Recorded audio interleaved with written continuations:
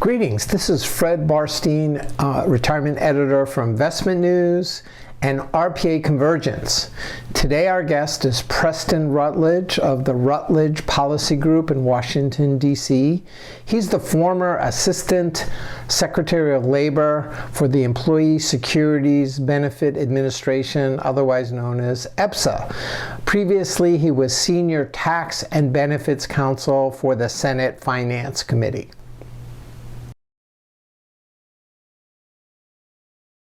Now that we have a Democratic president, which means that the DOL and EPSA is going to be likewise Democratic, and we have now a Democratic majority in Congress, both houses. What can we expect short term, midterm, and even long term? Well, I would put it into two categories. On the legislative front, now that the Georgia Senate race is over and we know that the Senate is controlled by Democrats, the legislative agenda will be more forward-leaning than it would have been otherwise.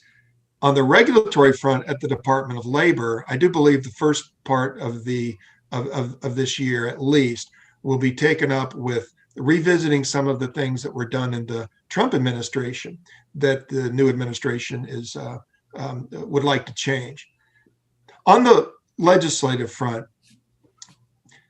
Chairman Neal is working on a bill that will actually supplement the Secure 2.0 that was introduced, which was a bipartisan bill introduced in December, the Neal Brady bill, some call it Secure 2.0. It had some expansion of auto enrollment and things like that. The more forward-leaning bill we're expecting will have what we would call auto 401k. So there's really three major things that the bill will try to accomplish. One will be increased access, auto 401k plan, increased coverage, mandatory auto enrollment, increased accumulations. The enrollment will be initially at 3% and will escalate at 1% per year up to 10%. And then on the decumulation front, and this will be kind of a game changer if it occurs and gets enacted, the bill will require for employers that are 100 employees or larger, so not the very small employees, but for the modest to large size employers, it will require that the 401k account balance, 50% of the account balance, be available for a lifetime annuity product. Oh, yeah, that's big. That is big for the 401k space. So that's sort of like the trifecta plus annuity. Think of it that way. I got the access, coverage, accumulation, which is the ball game during your working years, sure. And then after your working years, having the money last a lifetime. It'll do some other things around the edges. It'll probably increase the required minimum distribution age to 75. It was already increased to 72 last year. Right. They're going to push it out even further. They may completely exempt accounts of 100,000 or less from any RMD at all. Right. That's also expected.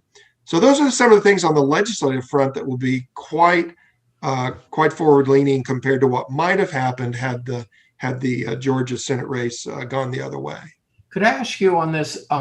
Do you think the new bill, if it does get through, that the federal will sort of overtake or override the state mandatory requirements for plans of companies of a certain size to have a plan, or will it be both a state and federal patchwork? Excellent question. I would anticipate that the bill would grandfather existing state plans, the ones that are already up and running. California, Oregon, Chicago, Illinois, those states that are already up and running. There's a handful. But going forward, they probably would be more difficult to set them up now going forward. They would want the federal auto IRA, auto 401k approach to take precedence. By the way, just a quick note, these may well be what we call deferral only plans. So they'll look a lot like the auto IRA plans in the states, in that the employer is not required to put money into them. That makes it easier to sort of impose it on employers if it's salary deferral only. but it will grandfather the existing plans. I think politically they have to do that, and they're probably inclined to do that anyway. Okay. It's difficult to disrupt an ongoing system, but not as difficult to say, look, going forward, use the federal system.